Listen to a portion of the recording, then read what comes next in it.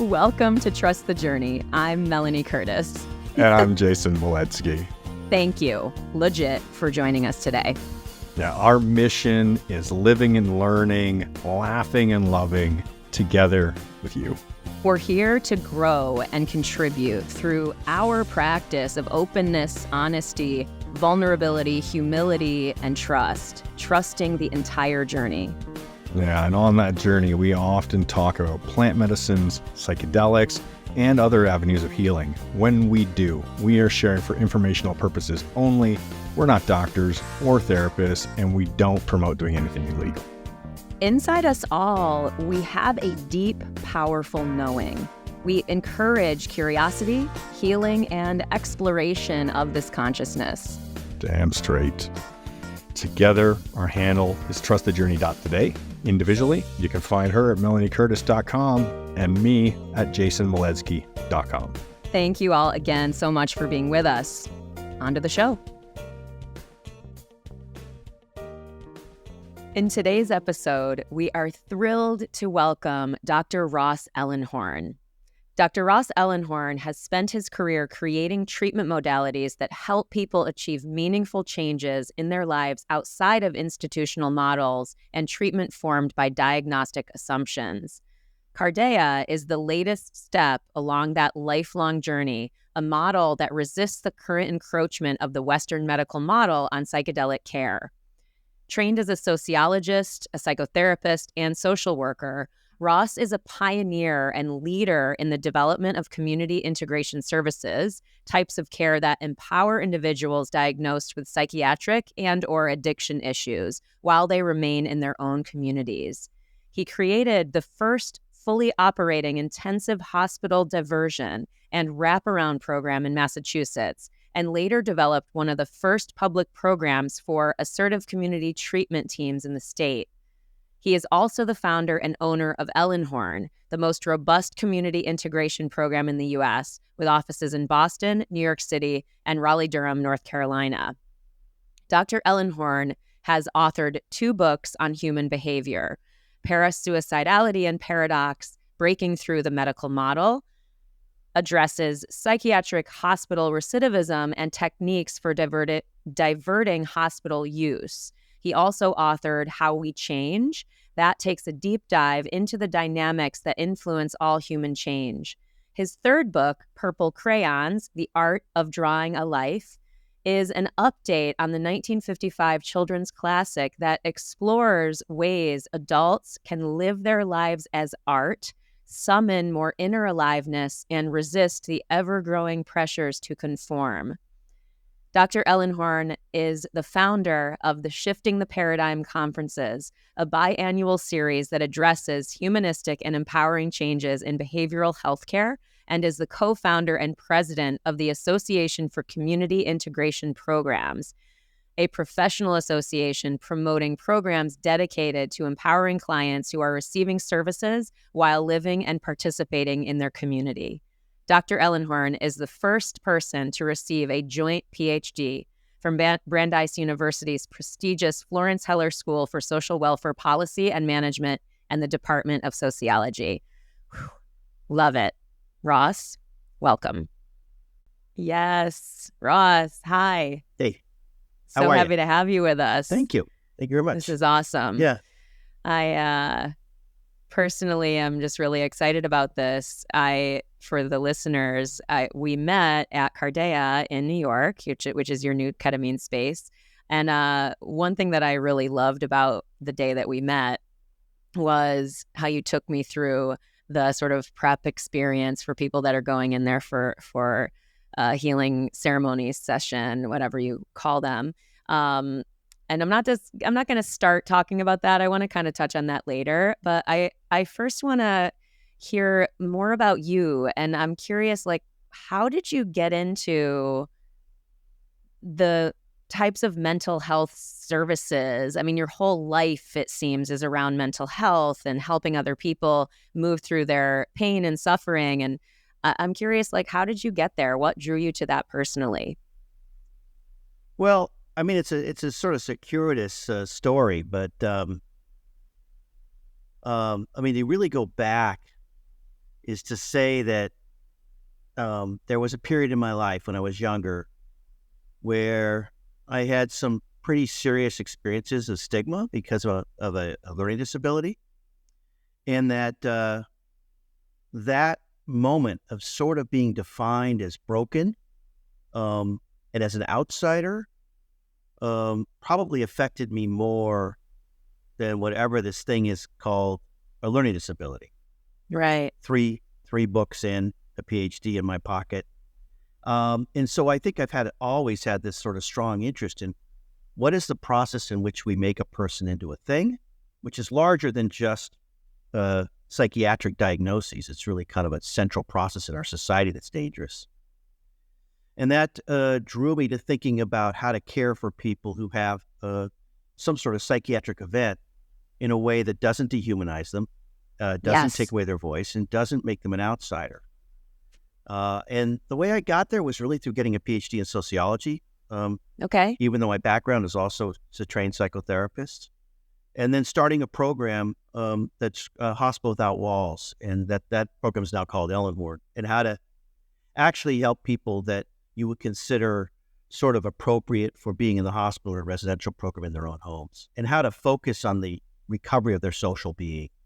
So that's kind of the story in that area.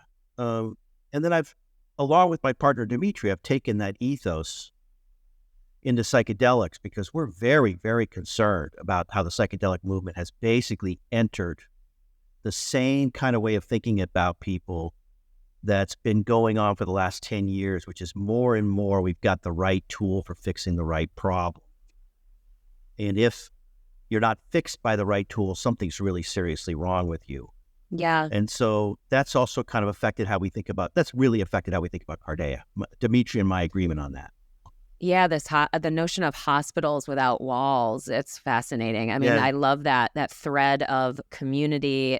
There's this thread of honest, authentic connection. Yeah. And how critical that is to someone healing around whatever suffering or incident or issue they are experiencing. That seems like a common thread in your whole career.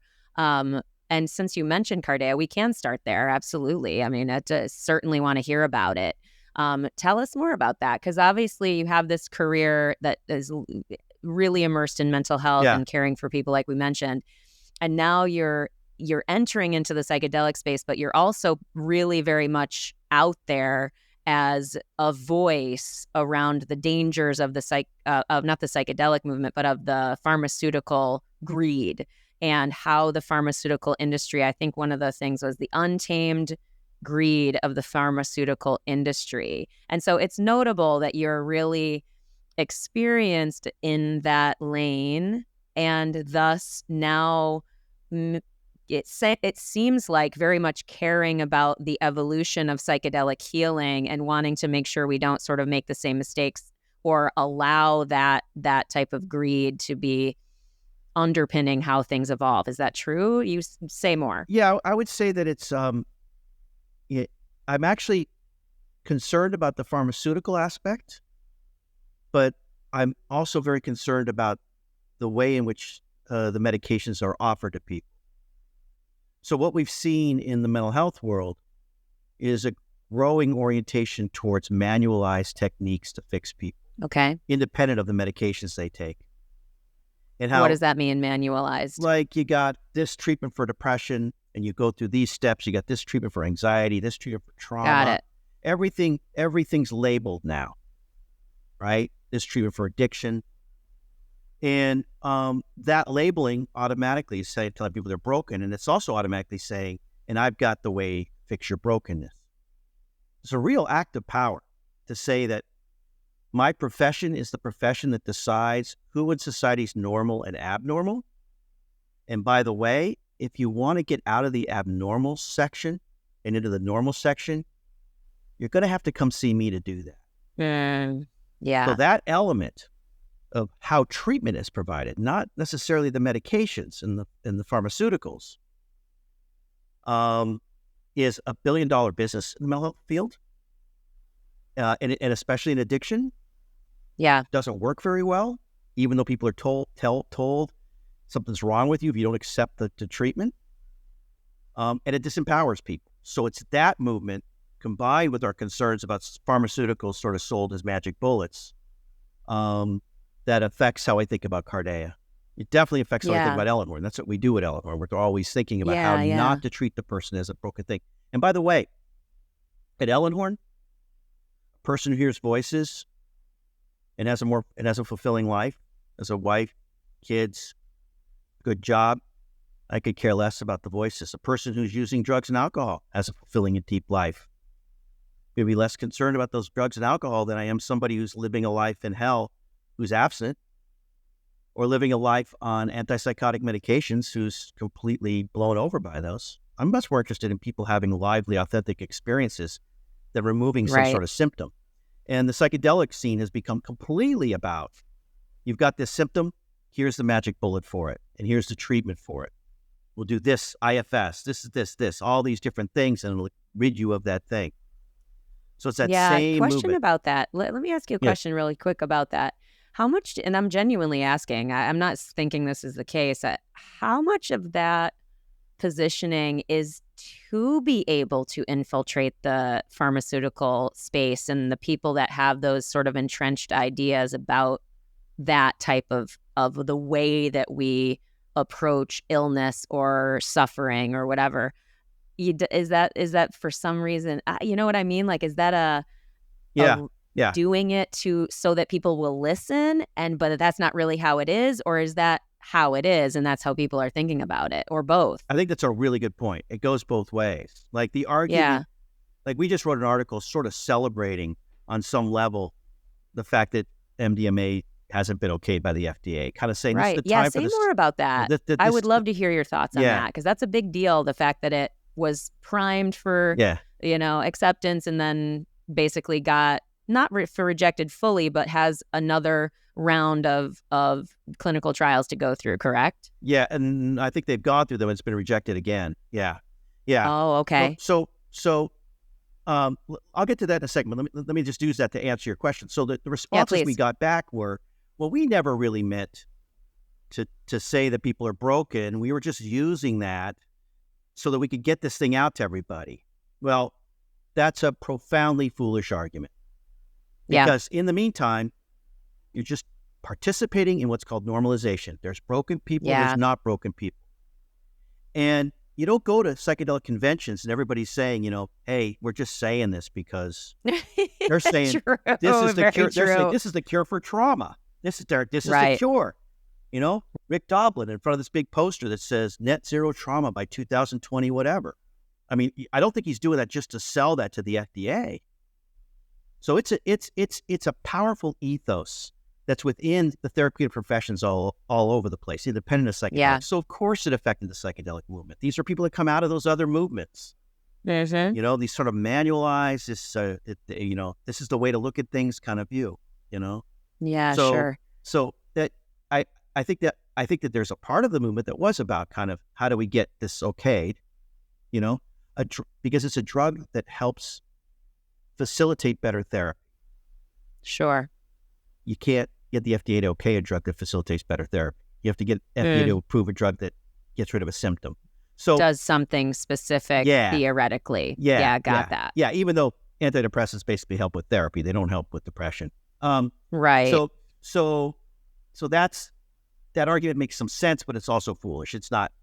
Yeah, got it. It's not like that the FDA is going to say yes, and then it's woohoo. No one's going to now stigmatize people any longer. Everyone's healed. Yeah, and also we're not going to use those words, depression and anxiety anymore. We're going to talk about meaning and purpose and connectedness. It's not going to happen.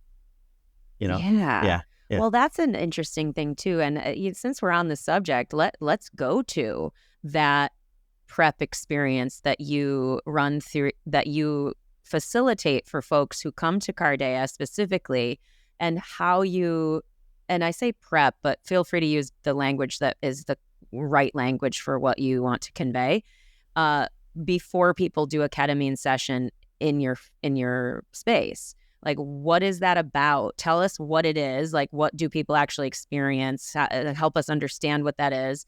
and why? Like, what's the value of that? You mentioned shifting around into meaningfulness and community and connection, as opposed to this is the thing that's wrong with you and this is what we're going to fix. So yeah, say more. Yeah. So if you don't mind, I'm going to say more in different directions and we'll get there. Absolutely. It's the only, yeah, absolutely. Feel free. it's the only distracted way I can do things. But I support this. Yeah. Let's start with this, that if you're certain about somebody, you are in the act of being certain about them, trying to dominate their experience. I know what's going on for you is a dominating comment. And if you're certain about somebody, you're unable to be curious about them, and you're unable to get them to be curious. And when people are certain about us, we usually feel lousy.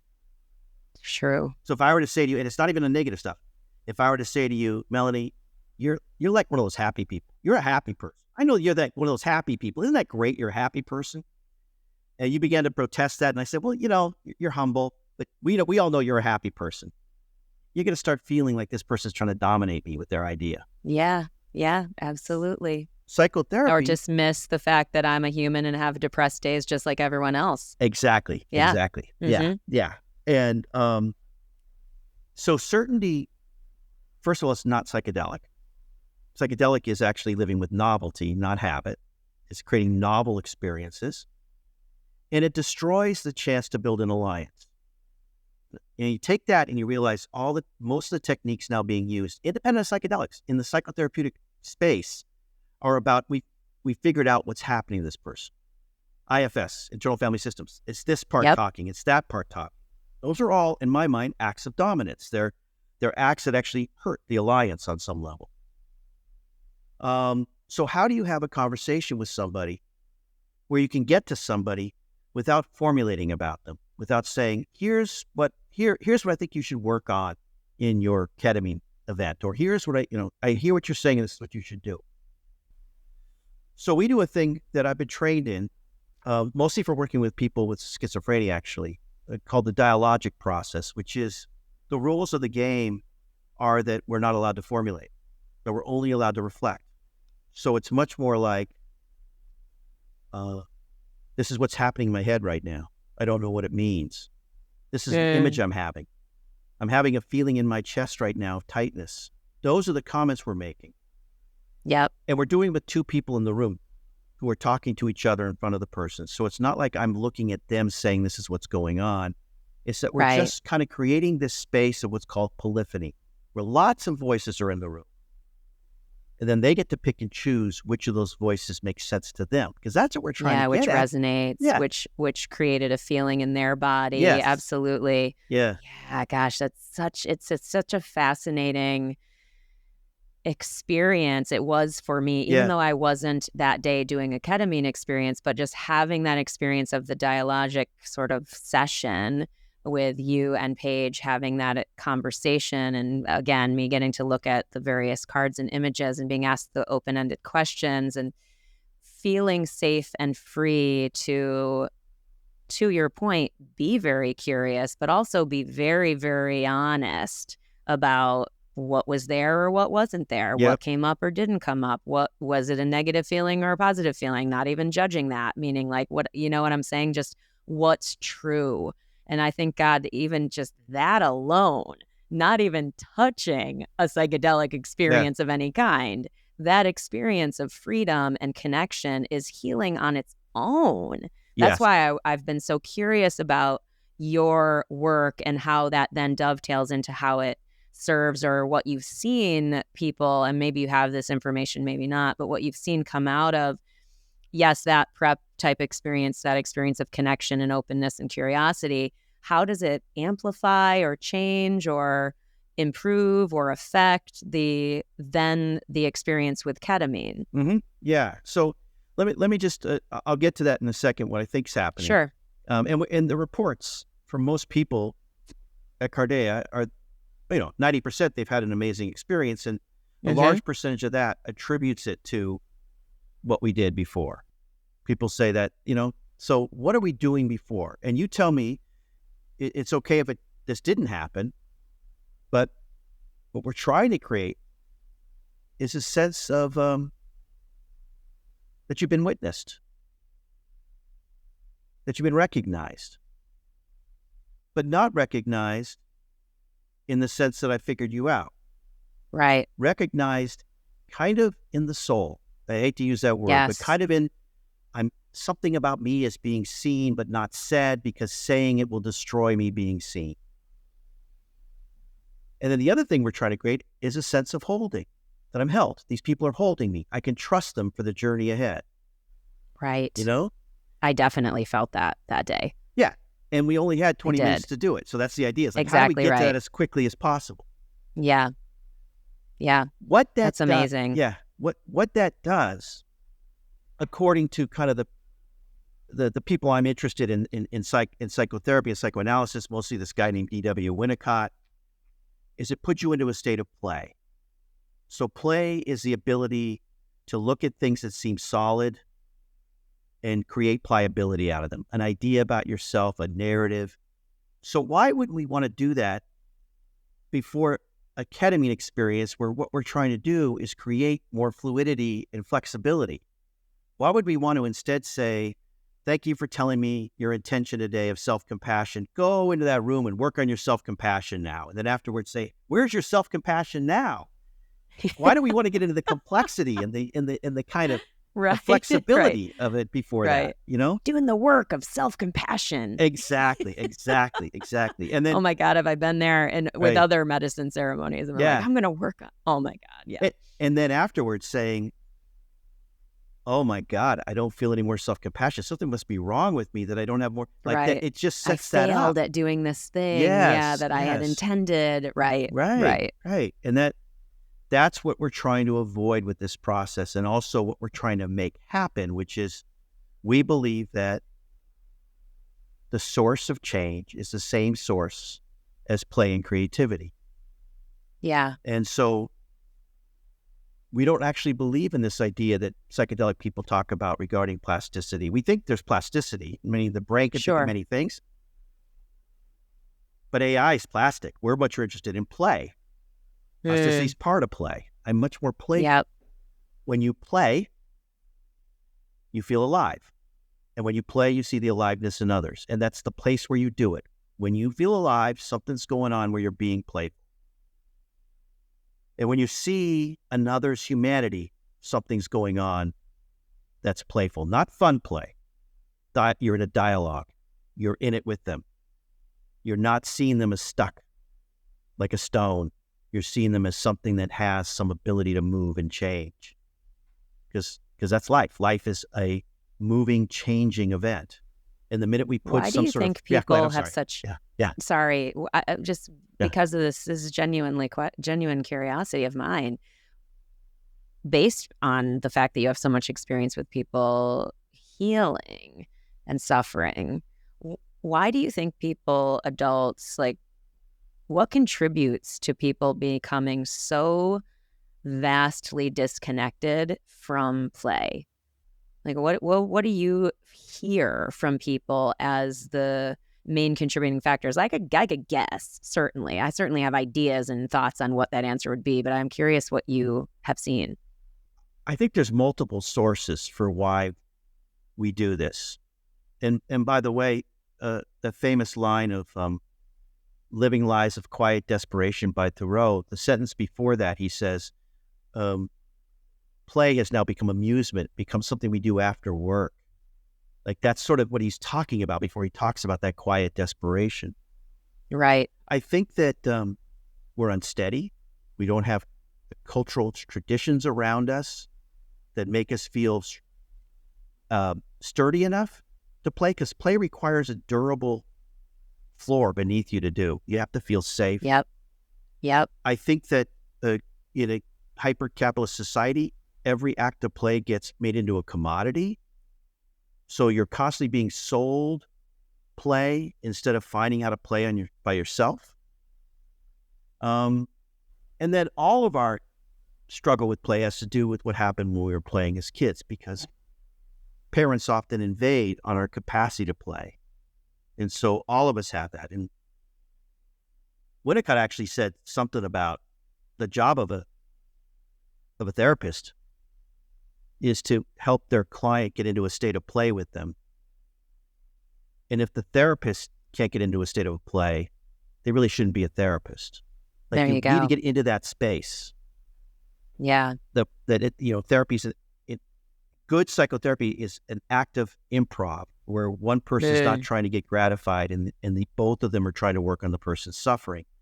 And so I'm going off a little bit, but One of the things that I read when I was preparing for this interview, it was, the stat that I was curious, and it speaks to what you're just mentioning, that 30% of change results with patients derive from attitudes exhibited by the therapist. Yep. This notion of common factors, I had never heard that term before. Yeah. And it comes, what I took from that reading it, I was like, okay, yeah, this is like the notion of building trust with a person. Obviously, we've already talked a little bit about that relative to being witnessed and free to be seen as what's truly occurring.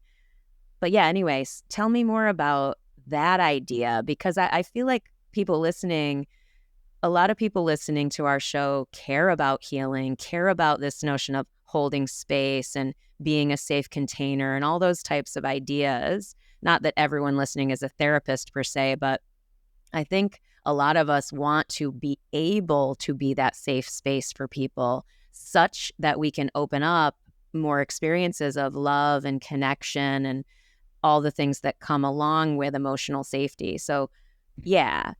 Attitudes exhibited by the therapist, common factors, like, teach us a little bit about that if you don't mind. The sponsor of today's episode is Great Spirit Farm. Yes. Love having Great Spirit Farm with us, and specifically their ayahuasca microdose tincture.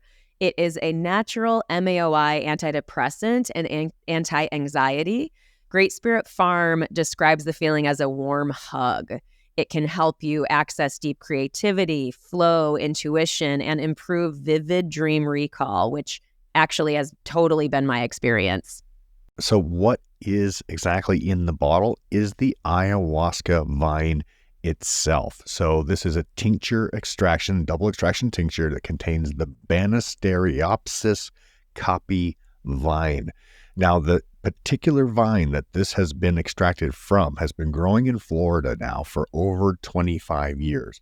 And the ayahuasca vine does not contain DMT, so that makes this tincture 100% legal in all 50 states. Yeah, Great Spirit Farm recommends starting with 1 to 3 dropperfuls and increasing your dose gradually from there until you feel the effects. There are no known contradictions with antidepressants, and always check with your doctor and only take as directed. And what's really great about what Great Spirit Farm is doing is they're making sure that 10% of all the sales are returned to the Shipibo tribe, honoring the medicine's indigenous roots with active reciprocity. Now, if you want to try this tincture out for yourself, you can go to the website. That is ayadose.com, AYADOSE.com, and you can enter our discount code TTJ10 to get 10% off your order. Again, that's ayadose.com and all caps TTJ10 to get 10% off your order. Yeah, well, I'm also in the middle of writing my 4th book, which is on the art of holding, and Amazing. Holding is a profoundly complex event that people take for granted. They act like it's just being there for somebody or providing security. It is a dance. It is constant dance. It's a dance of comfort. It's a dance of trying to lower a person's insecurity.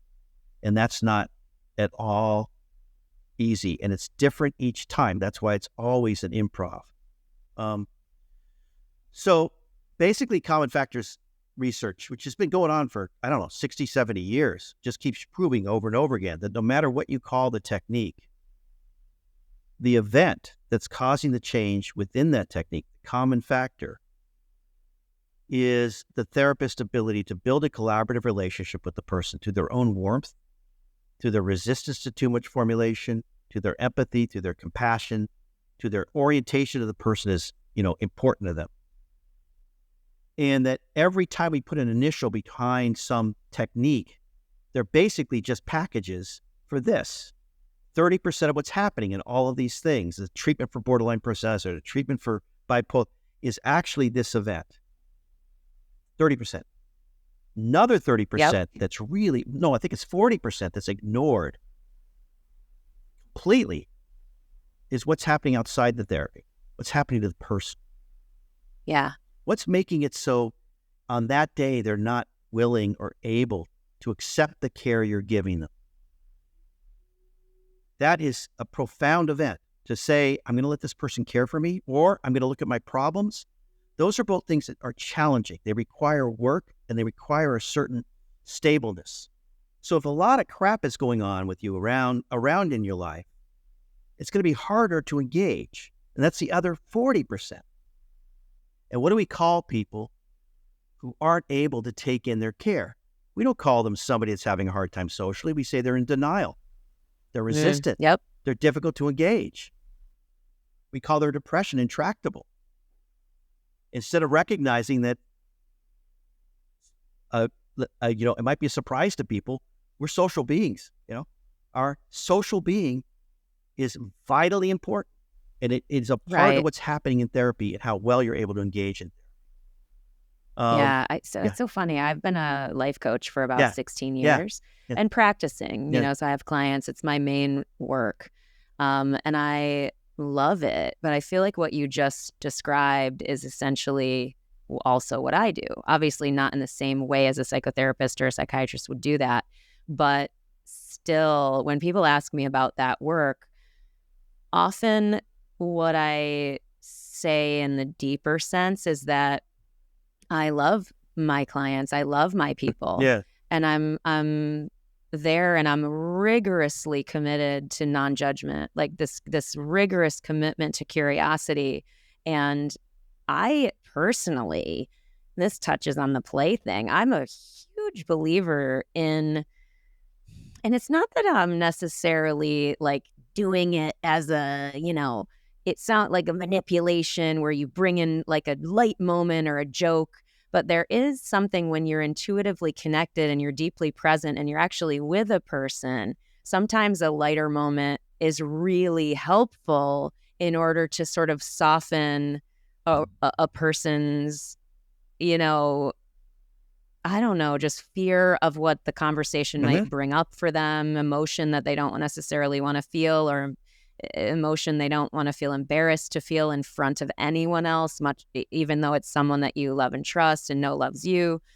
There's so much there, and I'm very happy to hear you're writing a book on holding space, because as someone who does it and cares so much about it, I'm excited for that.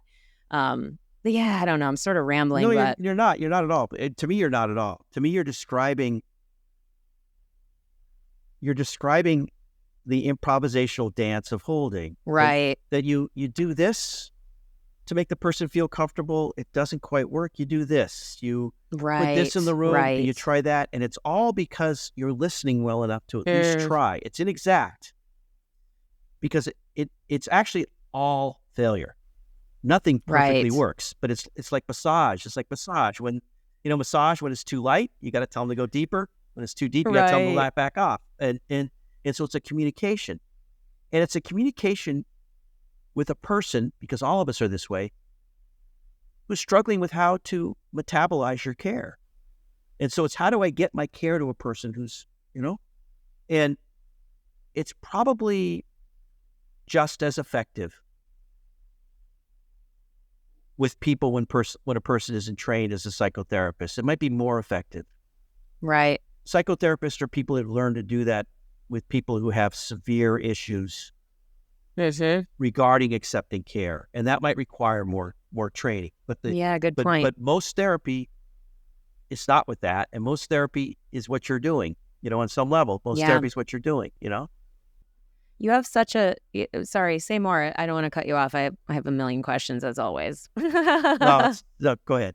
I'll get to the other thing. Go ahead. Yeah. Well, one of the threads that you have in your work is this notion of community and this idea that and I read this again as I was preparing for this, the staying connected to the world is central to an individual getting better. So this hospital without walls, this really honoring and making sure the element of community and connection is present. That's how I hear that. Yeah. But I really want to know, what do you mean by that? What do you mean by this idea that staying connected to the world is central to an individual getting better? Yeah. Okay, so I'm going to go about that two ways. Yeah. Okay. So one is just this, that none of us are going to work on ourselves if we don't feel like someone values us, whether we're valuable in the world. We're just not. Matter, the word matter, like I matter, has the same roots as mother. Being mothered is to feel like you matter. And if we don't feel like we matter in the world, well, first of all, that's probably the number one cause of suicide, by the way. It's probably one of the main elements in mass shootings. It's definitely part of the loneliness epidemic. Loneliness epidemic, in my mind, might be a mattering epidemic, actually. And so part of that community stuff is, do I matter in the world? We didn't have to worry about loneliness in other times because there was always a role for you to fill. And there was also a community that said, you've taken a year off because of your grief, you got to get back or we're going to kick you out. So there was also this pressure to get back, Yep. But this issue of, do I have value? Am I important? You need those around you to give you the juice to want to change. Yeah, fair. Yeah, so then there's that. You just have to feel connected. The other thing is based on this concept called threat appraisal theory from social psychology. Threat of what? Threat appraisal. Okay. Appraisal. Mm-hmm. Basically, threat appraisal theory says that a challenge is something difficult in front of you. And Melanie, I think you're going to understand this quickly because of this, the way you live your life. A challenge is something you see in front of you that you feel like you have enough resources to work with.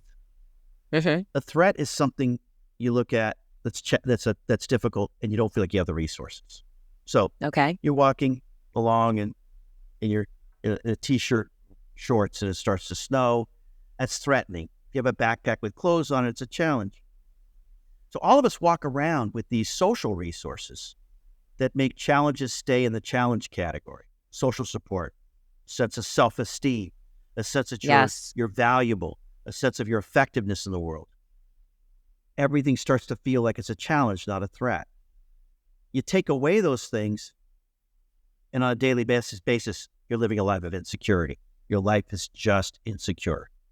So it's very hard to change at that point because looking at yourself feels like a threat. I have to look at my problems. What are you talking about? I can barely get through the day. So that's why the social, that 40% of the social is so important.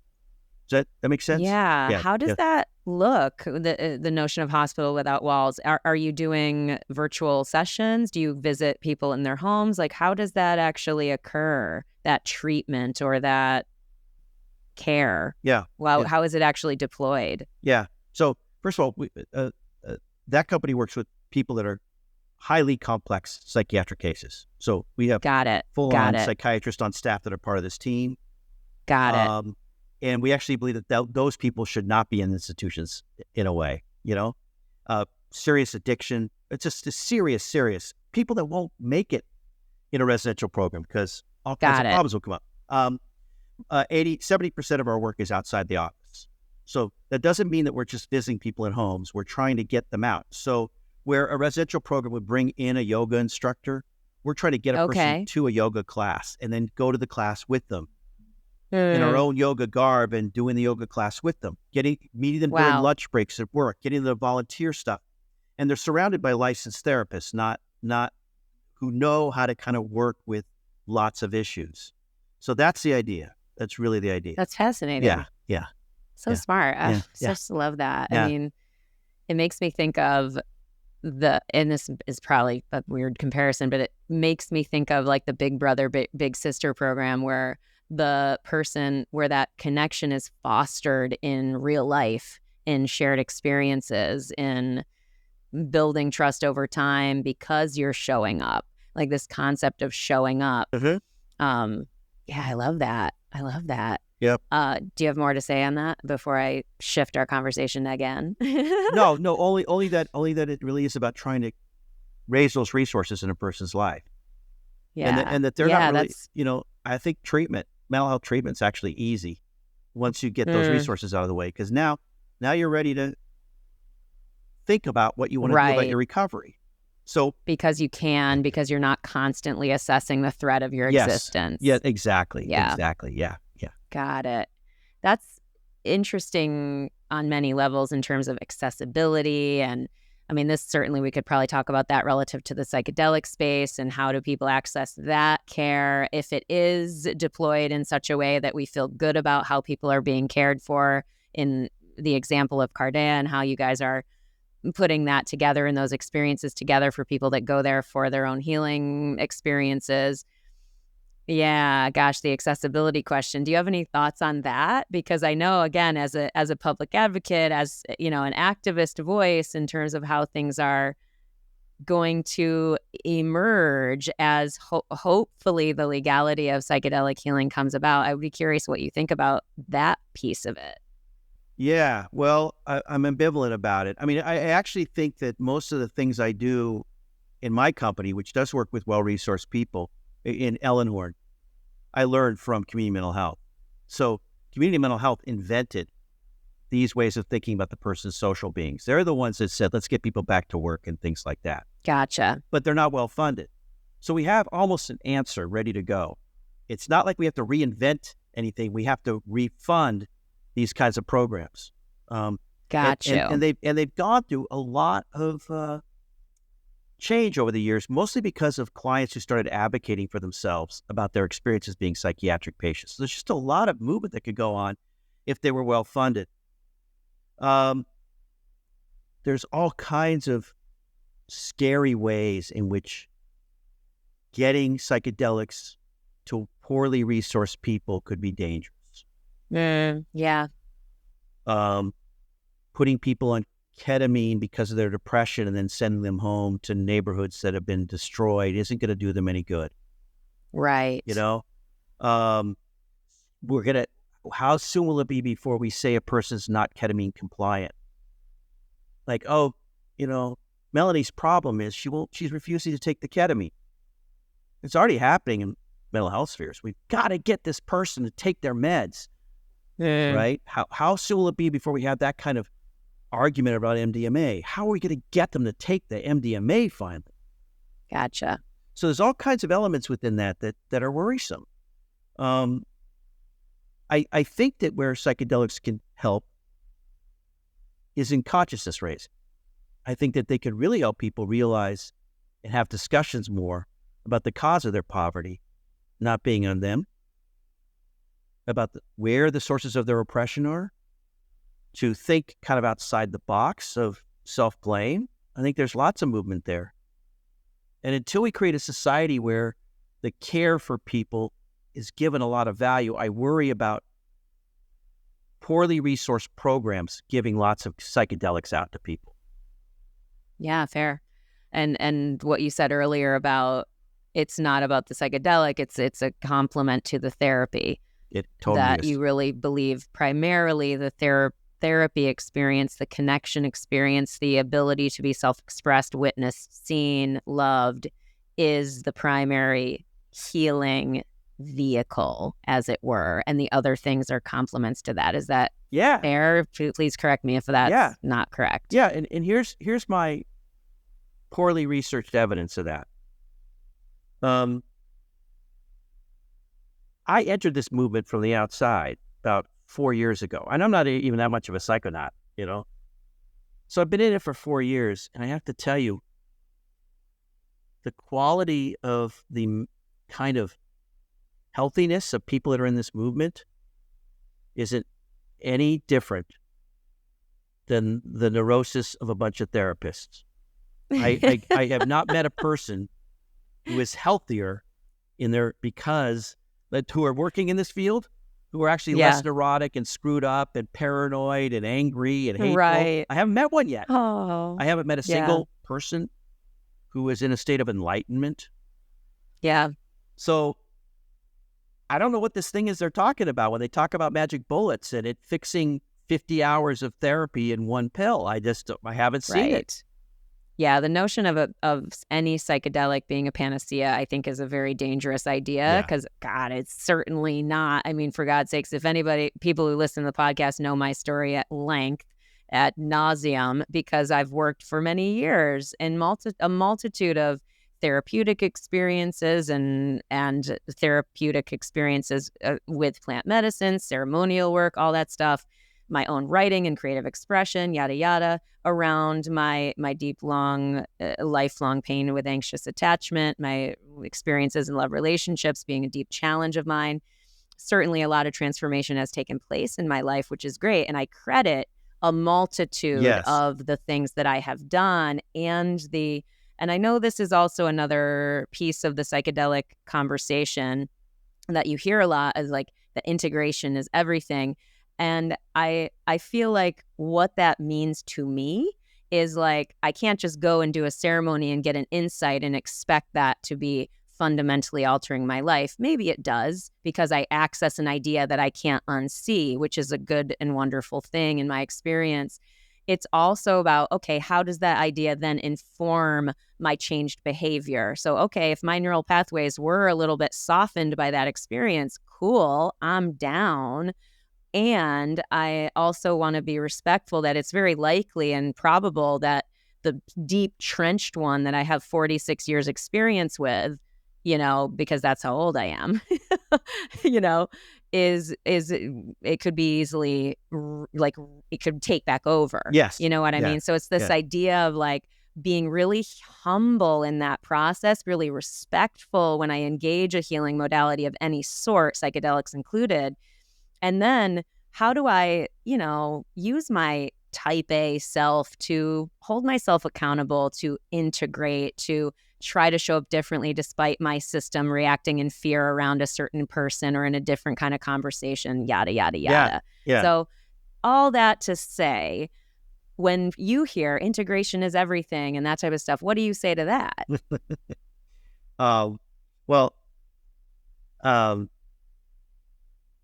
I'm trying to think of there's two responses. There were two things I was thinking about when you were talking. Let me get to integration, and then maybe I'll get to the other. Perfect. Oh yes, this.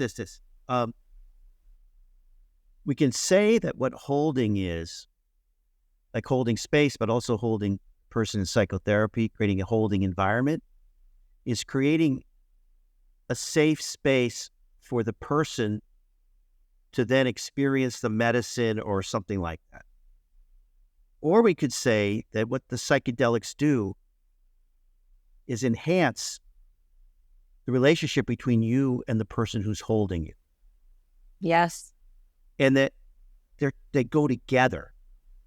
It's not just setting, like in set and setting. It's more than that. It's a dialogue. Yes. It's dialogic. And it's that space of I'm communicating, being communicated back, and the medicines are getting me there. That is actually the change element. Partly because those common factors are in the room. The 30%. Sorry. Partly because those common factors are in the room. The 30%. So true. Yeah. So true. I've said this a million times about my work with psychedelics and for my own healing, is that I feel like the vast majority of my healing comes in sharing my experience with the facilitators, with the coaches that I work with around processing those experiences, is telling them my story, telling them the thing that I discovered that was so shameful, telling them the thing I was terrified to say. Like all of that stuff is just, it's wild. Yeah. The level of like freedom that melts away from a person, I think, when that happens. I can only speak from my experience, but that's been my experience. Yeah. I mean, yeah. I mean, I will get to integration, but I want to tell you. Yeah. Go ahead. But before I do it, I want to tell you that if you research Jamie Pennebaker and his work. Jamie Pennebaker? Yeah, he's like a major monster giant in social psychology. You won't believe the power of self-disclosure. It is unbelievable. It lowers, first of all, it's good for your health, for sure. Mm-hmm. Good for your mental health. It lowers your tendency to stereotype people. It makes you less paranoid. I could just go through the list. It's like a book's worth of things that happens when you're able to tell your story. And often you don't even need to tell it to somebody. Just the writing of something that's disclosing opens you up in these profound ways. Disclosure so true. Yeah. God, I love that. I love that we're sort of like highlighting that piece, because I don't think we've ever really said it so directly, but that is what this space is in large part for me and my podcast partner. Is we did 3 years of not even interviews, but 3 years of sessions where we were just talking to each other about ourselves, and we're like, oh, people find that interesting. Right. You know, it's fascinating, because we've said it a million times that this space on its own has been so healing for us as individuals. Yeah. On top of all the things that we care to then give this platform a voice to. So, oh God, I love it. Yeah. Do you want to talk about the integration? Because I know you wanted to speak to that. Yeah, but in a second, because you got me thinking something else, and we'll just if I don't say these things, I just get distracted by them. Yeah. So just to go back. So, what's it like to be a psychiatric patient? Because if you say to somebody, I don't know what's happened in my life, I hate my life, my sense of value has been taken from me, the chance that they'll say to you, that sounds like your depression speaking, means you weren't allowed to disclose what was happening to you. Right. The life of a psychiatric patient is an event that they're feeling and that they're more worried about than they are about their diagnosis. And we live in systems that don't allow that disclosure. They only give you goodies if you talk about your illness and how you're going to work on it, instead of giving you goodies for the courage of looking at what's happening to your life. And so it's anti-therapeutic. Got it. And that's entering the psychedelic space on some level. You know, got it. Internal family systems. I'm telling the story, and then I'm saying, well, that's this part doing this or this part doing that. You know, sometimes that's really helpful. It actually helps the story, because you feel like, okay, I'm doing this thing he or she understands. But it's also, again, putting a formulation on the story instead of allowing the story just to be told, you know? Yeah, sure. Yeah, you know, it's interesting with parts work. I feel like in my experience with that, I've done some of my own work with it. I've talked about it with some of my own clients. The idea that sometimes the idea of discerning these different parts, these like the younger self, and it helps dissolve, in my experience, some of the shame around not being able to figure out whatever that issue, quote unquote, is today, now. Like, so me, 46-year-old me, if I'm having some emotional experience that's outsized for this experience that I'm having, I'm like, oh, 10-year-old me is so angry. Yeah. 10-year-old me was silenced. Oh, it sort of almost helps. I feel like I'm not pushing back on the formulaic and how that can be bad, but it speaks to, I think, the multitude of the improvisational dance of healing, of being in conversation with a person or with ourselves and being like, this works for this reason, but we don't want to overuse it for this reason. So I don't know, that sort of more broad understanding of these tools and how they might serve in short term and big picture. Absolutely. And again, you do a great job of pointing out the dance of holding, which is sometimes a person needs a little uncertainty in the room. They need to know that their story has been told before, that they're part of a community, people have had this experience. All that stuff is great. But we also live in a world where everybody's being told this is trauma, as if trauma doesn't belong to the individual. And as if trauma doesn't have a meaning for the individual that belongs to them. This is trauma, this is your experience with this event. It removes the moral element of the trauma. how the person sees it morally. It removes their experiences of betrayal. It removes all the human events that happen to say it's this thing. But on the other hand, it's good to know this thing that confuses me has a name, trauma. So it's a very difficult thing. So true. So I could segue to same with integration. And we segue. So I know what it means. I don't want to be insensitive to what it means. I think it means to take a meaning that you found and kind of integrate it into your experience as something that then... Yeah, like integrate it into your wholeness. Yeah.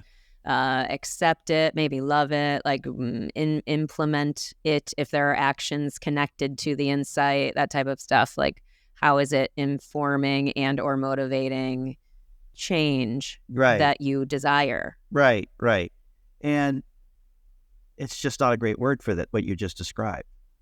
So fair. Integration. How would you describe it, or how would you? Yeah, say more about what language you would use. Integration refers to completeness. Yeah. So I just don't like being around people who are complete. They're boring. Yeah. I'm not interested in being around I'm not interested in boring. I'm not interested in being around a well-integrated person. I'm not interested in being fully integrated. I would stand that. What would that be like? Right. So Winnicott had a cool idea, which is there's integrated, which means not playful. Everything's figured out. Got it. Disintegrated, which is nothing's making sense and you're lost. And unintegrated, which is I'm taking in information and I'm playing with it. It's part of my life, but it's also something that stays playful, I can change it. It can be moved. And I'm more interested in people becoming unintegrated. I love that. Oh, I love that. That so resonates because it allows for the humanity. It, like you said, it allows for the humanity. It allows for the play.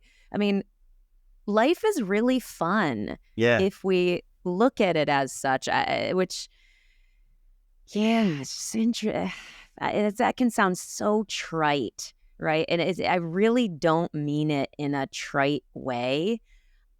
It's a fundamental belief of mine where I'm like, life is comedy. Life is like, there's so much that's fun. I'm not dismissing my pain. I'm willing to look at my pain. I'm willing to cry rivers of sadness, yada, yada, yada, right? But it's like, if we're not having fun or just feeling light and flexible and fluid with what we experience, it just feels like then we're rigid and what are we doing? Yeah. I mean, I think that being light and fluid is part of something bigger, which is feeling authentic and alive. Yeah. And sometimes feeling authentic and alive feels horrible, but... Right. But, true. But that's our goal. Our goal is to get to aliveness. I'm here, I'm present, I'm engaged, I'm related. I feel a relatedness to the other. That's what we want to get to. And that's a mess. That's not integrated. Yeah. That's a shifting, changing mess. So that's sort of how I think about integration. I love that. One of my I would ask you something. Go ahead. Melanie. Yeah, you go. How many times have you walked in to a psychedelic journey with some intention in your head? And once you're in it, you start laughing that you ever thought that intention was that serious. And the medicine is now in you, and you're having all these ideas about what the lesson of setting the intention was, not the intention itself. Well, there I go again, doing that silly thing I do where I think I need to be more serious in life. And then you're starting to, right? So that's unintegration. Yes, for sure. I've had that experience more than once. More than once. Getting the mirror held up to me of like how prepared I am and yes, exactly. how on top of my shit I am, like all that stuff. Yeah. Being like, and just how funny that is to be like, okay. I guess I am. Okay. That's a strong suit. Okay, noted. And then from that comes learning. And then from that comes learning. Now your brain is like, okay, what is the thing? What is happening right now? And then So that's Yeah. Well, and the integration. humor Yeah. around that Yep. too, Yep. right? The humor and levity around bearing witness to ourselves in that way. We can bear witness to ourselves in that way and be like, I'm fucking up. I'm Right. wrong. This is bad. Right. Oh my God, look at me. See, I'm never going to figure this out. It could be a million of those types of like, "Ugh," Yes. right. But for me, what tends to come up when I'm confronted in that way, not all times when I'm confronted, do I feel like it's funny and delightful. But a lot of times that has happened where I'm like, oh, that's hilarious. Yeah. Where I'm like, oh, like you see yourself. But I don't know. Anyway. No, that's right. That's right. Yeah. I agree. Yeah. Yeah. The one thing I was going to add to your notion of integration, one of my favorite quotes is from Glennon Doyle.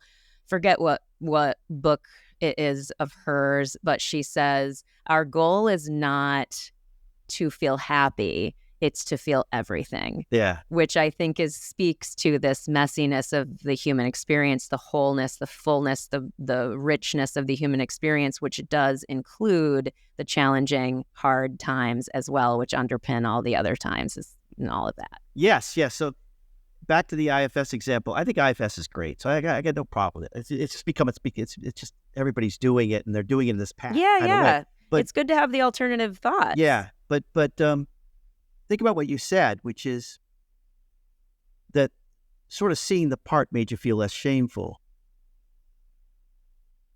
Another way to think about it is maybe it's worth exploring the shame. Let's not get it out of the way. Yes. Let's spend some time thinking about why would that be? And that's a more psychotherapeutic orientation, old school psychotherapy.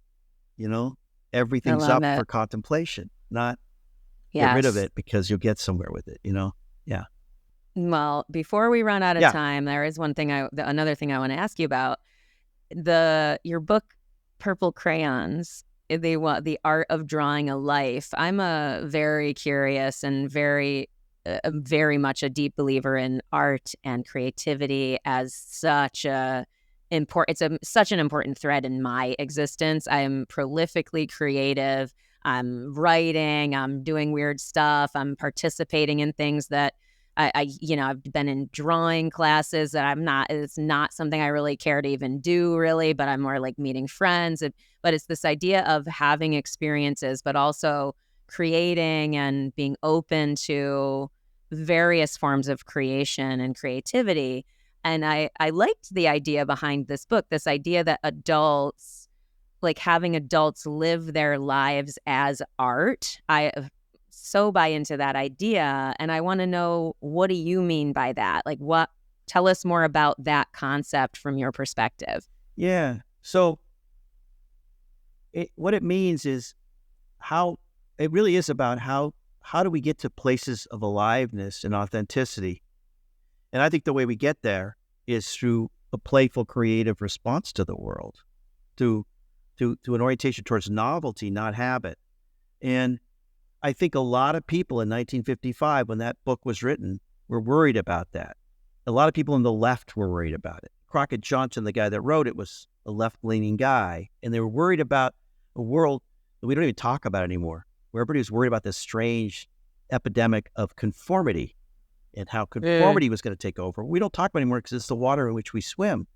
There were no gaps or banana republics or whatever then. There was nothing, And so it really is a book both about the challenge to what I call being sacredly original, which is actually stealing something on some level from Martin Luther King, where he talked about the sacredness of human personality. Everything that Martin Luther King, who, by the way, Montgomery bus boycott happened in 1955 when this book came out. Everything he was writing about is how do you protect the person's originality? How do you make them not a thing, but a person with their own original, the content of their character?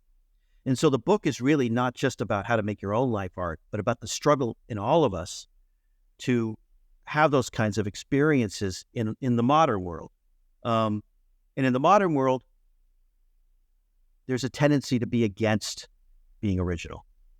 There's an orientation towards oneness. And there's an orientation towards finding community by being like everybody else. Right. There's a thing called the authoritarian third. And that's the third of every population are people who want simplicity and wholeness and oneness, homogeneity. And they rise up when they see too much novelty. And this book is about fighting that on some level. It's about the threat of authoritarianism by being original, and that strain in our culture that's always pushing that. From the great jazz musicians to the transcendentalists, the strain in our culture that's always pushing this originality issue as an act of revolt. It's an act of how do we stand for ourselves, Love it. Yeah, thanks. Oh, I love it. I feel like I could talk to you for a long time. Yeah. Really could. Yeah. And I will be into Cardea at some point soon in the fall. Before we close, I am curious, what do you do to play? What's fun for you? Just as a quick aside. Oh, I mean, I do sculpt, but I think Cardea is, Ellenhorn's my bigger business. Cardea is the place where I'm, when Dimitri and I started it, I said to him, what we're doing? We're building a fort in the backyard, It's so fun, right? Yeah. Totally. And that's sort of the place. Yeah. Well, I mean, I tend to feel that way about entrepreneurship. I've been in business for myself going on 20 years, and I'm just so grateful. It's the joke of, entrepreneurs work 80 hours a week so they don't have to work 40 hours a week. Like, that's very much, but when you're feeling like it's a sense of play, it's art, it's creativity, I feel like I get to do what I do, and I get to be a writer, and I get to be this silly person on videos, and I get to interview amazing people like yourself, and I get to do all this stuff. So there's a lot of positive energy, but real truth about that gratitude, about how I feel about being an entrepreneur, being someone who gets to have a life and lifestyle surrounded by something like that. And I feel that in your energy around Cardea. So tell me a little bit more about Cardea, because I do want people to know what it is, if they want to obviously go there and reach out to you guys. Say more about that. Yeah, I mean, it is a ketamine place that takes holding space really seriously. Founded by two guys in their 60s, one of them with a long history as a space holder. Ceremonialist in the psychedelic space, and with a long history in the psychotherapeutic professions, and really thinking about how do we do this right in a world where it's mostly being done wrong. It's just you go into a clinic, they're like factories, you get the ketamine, you go home. And so it's really about bringing that holding ethos in.